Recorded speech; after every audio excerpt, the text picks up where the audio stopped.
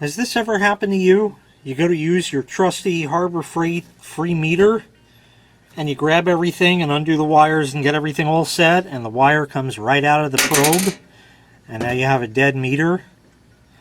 Well, what do? How do you get in there? How do you know, it's actually really simple. I took a close look at it and I said, well, it had to go together somehow, so it comes apart in the reverse. Very simply, get a pair of pliers. This happens to just be a needle nose pair that's handy. Just grab your probe and it pulls right out. There it is. To fix this, you will need to solder. So you will need to know how to solder. So what we're going to do is we're going to strip this wire, but first we'll stick it back through the thing, and you could slide it way down there so it's out of your way. Here's a garden variety wire stripper. Strip some off over here. There we are. Now I want you to see there are no strands of wire in here. That wire is all insulation, and that's how thick that is. So I wouldn't use this meter for measuring a lot of current or high voltage or anything like that. I have my soldering iron off over to the side here heating up, so let me let that heat up and get ready, and I'll get everything set and I'll show you what we're going to do to solder that back. Okay, I have this mounted up in my little helping hands here. You don't need this to do this. An El Cheapo soldering iron, and Harbor Freight sells those. You know, you can do it with whatever you have. You don't need any fancy stuff, but if you don't have a set of helping hands like this, you can find them on eBay for like $4 or $5. I'm going to try to heat this because I just want to see what'll happen.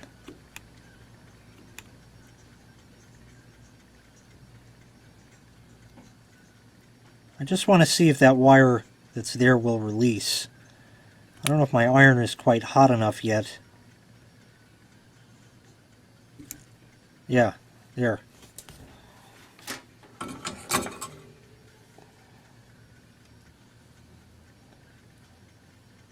That is the little piece of wire that was there. So all they did was just tacked it on the side of the lead. That is all they did. It's not even nicely on there.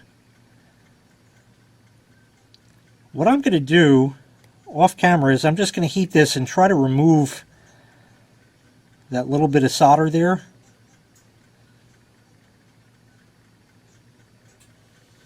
Or see if I can, and then we'll attach the wire to this. I didn't have the greatest luck trying to remove that, but this is why a set of helping hands is going to help you. I haven't soldered that yet, but at least I can rest the wire on there.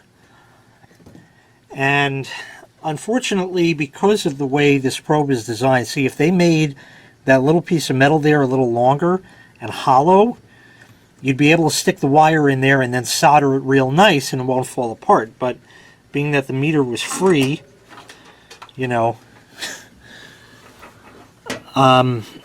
really all we have to do is heat this and get some solder on the iron.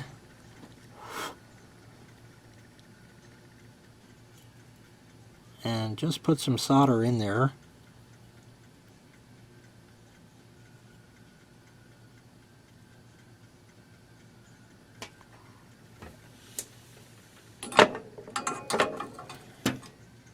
And it's reattached. That's all there is to it. Now, is this a great connection? No, it's not going to be, no matter what. You can reheat it and rework it if you want. And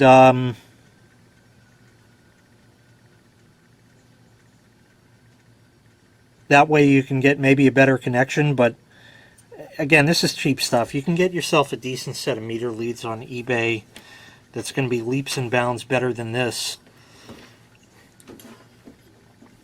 for probably not very expensive. So all we're going to do now is slide this up and see if the connection, which isn't the greatest, but you know, maybe I'll just reheat that real quick just to avoid potential problems in the future of it breaking again. So let me just do that quick off camera and maybe try to get a little bit better connection on there. Okay, we're all set. So you want to slide this up. You don't really want to pull on the wire much, just lightly till you get it to there, and then work at the probe end and push. Might need to use your pliers and get a tight fit on that. Once you get it in there, you'll be all set. I think I need to use the pliers on this to get that in all the way. That's the closest I was able to jam it in there. I think what happened is during the soldering, the little plastic over here got a little melted and maybe deformed slightly. So what I'm going to try to do is just use a little mini heat gun. You don't need a heat gun. You can use a hairdryer. That'll work. You can make do with the stuff you have. So I'm just going to sort of hold it there with the pliers, and hopefully once the plastic gets warm enough, I can jam it in there good.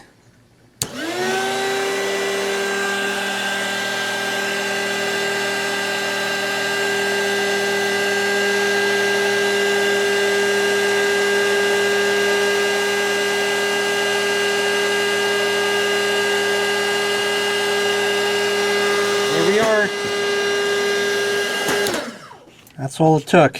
That's right back, just how the original one was. And as a test, we can just set this on ohms.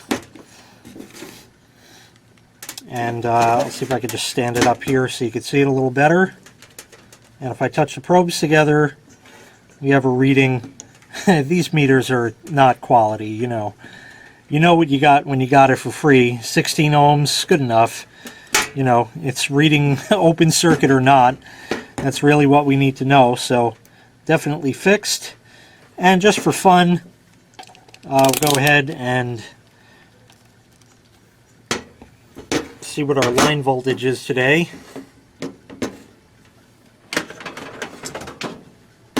And let me just get everything reconfigured here.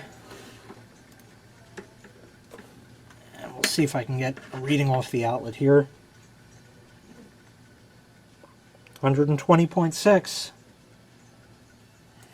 There you go. So we're definitely working again. How can you help prevent this from happening again? Well, there's two thoughts I have on that. I'm not going to implement either one, but I think what you would be able to do for some sort of strain relief on this, because that's why it pulls out. It makes a bad connection to start with. You saw the quality of what was here. There's a little bit of a gap, okay? Now the first thing you could do is just take a hot glue gun and just put a bunch of hot glue around that, and that would act as a strain relief. Another thing you could do when you do that is just push in on the wire ever so slightly, so that way, you know, it's in the probe a little bit tighter, and then the glue will hold it there. Perhaps that would help. The other one you can do, which requires the use of other stuff you may or may not have access to, is to get a hypodermic needle. I'm not going to tell you where you can get those. I have some laying around. I don't use them for any sort of medicinal purposes, but I find them very handy for certain things. You can get a small container and put a little bit of super glue in there, suck up a little bit. Of course, you're going to destroy the syringe by doing that, and stick the needle in there, which will fit, and shoot some super glue in there, and that should hold real nice and provide a very nice strain relief to help prevent this from happening again.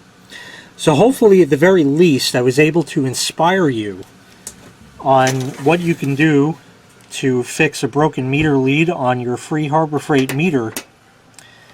Hopefully I've earned a subscribe from you and a like. If you would so please, is to click those buttons. I would greatly appreciate it.